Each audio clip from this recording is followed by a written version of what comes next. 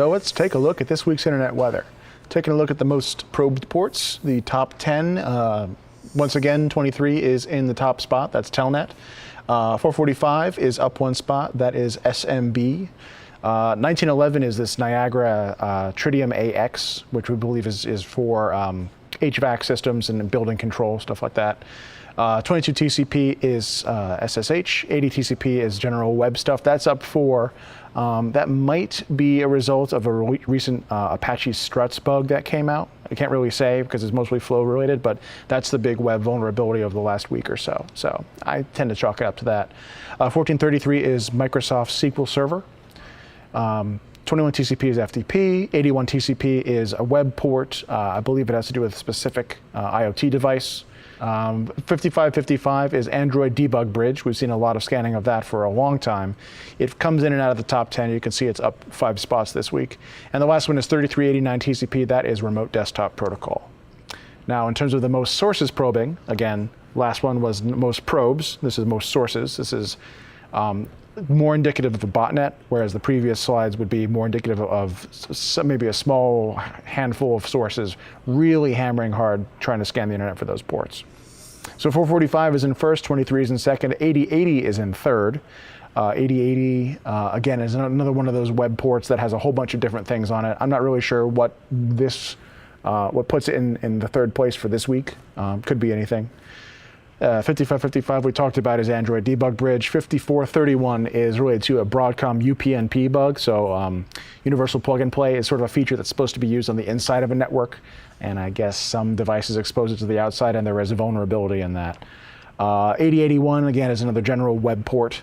80, another web port. 6881 is BitTorrent protocol, which may or may not be a result of scanning. Could just be a large number of BitTorrent users because the protocol is peer-to-peer. Right. A single host connecting to a bunch of peers may look like scanning.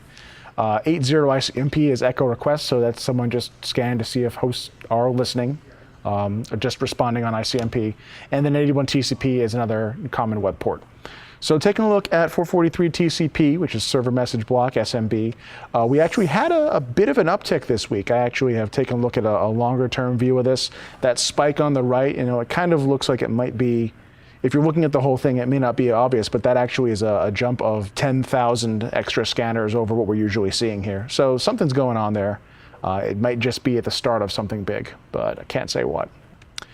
Scan flows on Telnet. They seem to be, I would say there's usually a daily cycle here. You're seeing a 60-day view, and not much of a change. Maybe it's a couple hundred, maybe a couple 100 million scan flows over time, but really it doesn't look like all that much to me at this point. Port 8081, we've seen a pretty big uptick in the number of sources scanning that since the 20th of August, and that just seems to continue to climb as we go. As for what vulnerability this is, there are a bunch of IoT botnets that might be responsible for this. I can't really say, but more likely than not, something to do with Satori or one of the common IoT botnets.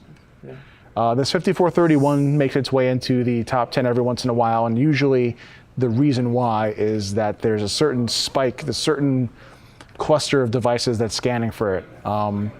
And I looked at them last time I was on the show. It's really just these two ISPs, both of which are US ISPs. And that might be related to a bug in Cisco Linksys devices. Broadcom makes a system on a chip that's used by a whole bunch of different IoT vendors. But it's their SDK that introduces the bug. That's why I'm calling it a Broadcom bug. This Realtek SOAP thing, this 52869, showed up in one of our anomaly reports. There is some interesting scanning going on here. Again, it's a Realtek bug. Like the same way that Broadcom's a system on a chip maker, Realtek also makes chips for IoT devices, and their SOAP interface has a bug. So this was a big deal back around the 13th of the month. Seems to have not quite quieted down all the way. There's definitely a population that's still scanning for this. So it might be that there's one of those bigger IoT botnets that's being, tasked and retasked between different vulnerabilities to try and build that population out. That's what I'm seeing from here. This week in internet weather, one thing that's really interesting is that we're still dealing with the Eternal Blue exploit and the WannaCry worm. Scanning to TCP port 445 is still at a high volume. I did talk about a particular bug that we were tracking sort of outside of the top 10 that had to do with Realtek SOAP interfaces on certain devices. But other than that, we haven't had too much shakeup in a while.